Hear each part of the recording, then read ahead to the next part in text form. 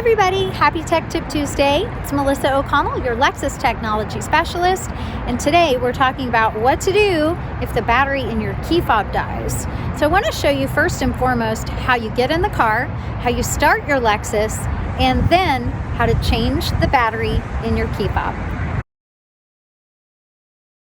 All right, this is just an example of one type of Lexus key fob. And if you have a power trunk or power back door, you'll have a button here for that feature. If not, your key will look just like this.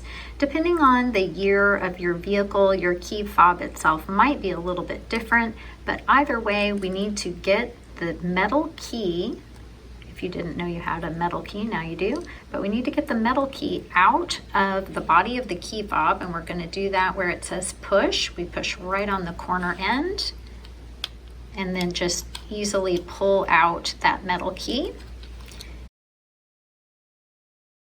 Then you pull on the door handle to reveal the keyhole. I do recommend that you place that metal key right back in your key fob so you don't misplace it. Now let me show you how to start the car when your key fob battery is not working. Keep in mind that we are talking about needing to replace the battery in your key fob, not in your Lexus. If your Lexus battery is not working, make sure to call your Lexus dealership and arrange for a tow truck. If the battery in your key fob is not working, however, you can still get in, as we've seen, and you can start the car. Here's how it works. So go ahead and place your foot on the brake and apply the brake. Touch the key fob or hold it right in front of the push button. I haven't even pushed the button yet. Go ahead and push like normal, and your vehicle will be on. If you're wondering how the heck it works without a battery, let me explain.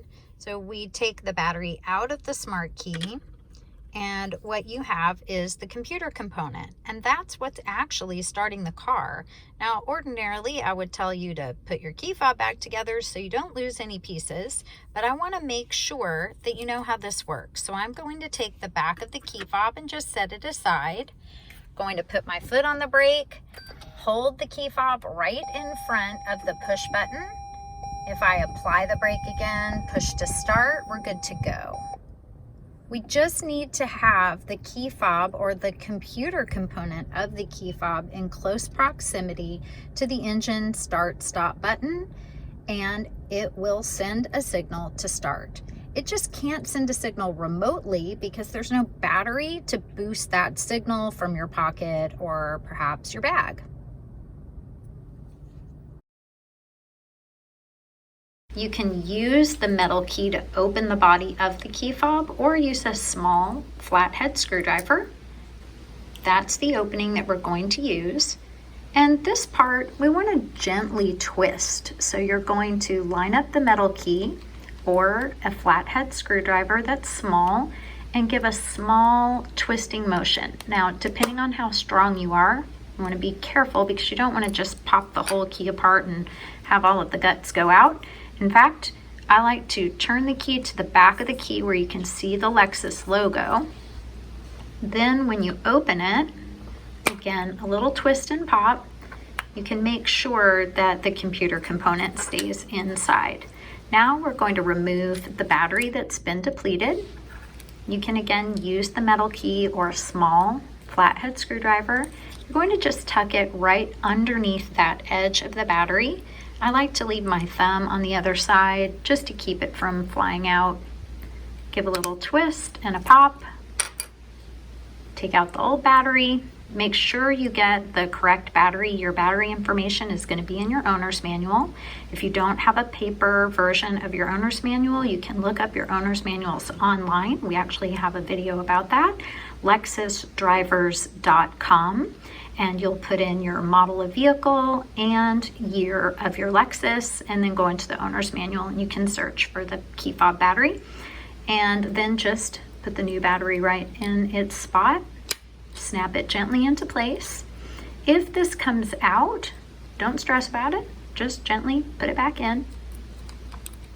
You want to make sure it lines up correctly, and then we're going to replace the housing for the key. Just snap it on, nice and snug. Then we'll put our metal key back in, and we're good to go. Another key style that we have, just want to make sure that you know how to remove the mechanical key. Again, it does say push right at the end. You do want to push by the letter P as opposed to on top of the word, and then just give a tug to pull out the mechanical key. You'll open it in the same way, just to separate the body. Give a twist. Just go gently, and then you can do the rest by hand. Let's take a closer look at how to remove the battery. So notice that you have 2 larger tabs and 2 smaller tabs holding the battery in place. You want to use either your metal key or a small flathead screwdriver, and you're going to be prying up the battery from the side that has the 2 smaller tabs. If you take a close look, you can see the lip or the edge of the battery. And again, I like to put my thumb right on the battery just to hold it in place so it doesn't go flying across the room. You'll notice I did just gently pry that up, and then you can pull it out with your fingers. Nice and simple. And then to replace the battery, slide it right under the 2 large tabs, and then just snap it into place. Then you can go ahead and reassemble your key fob body. Tuck it all in, snap it into place, make sure it's all together, and then you can return your key, the metal key, to the body of your smart key. Thank you all so much for watching. We'll see you next time. I'm Melissa O'Connell, your Lexus Technology Specialist with Tech Tip Tuesday.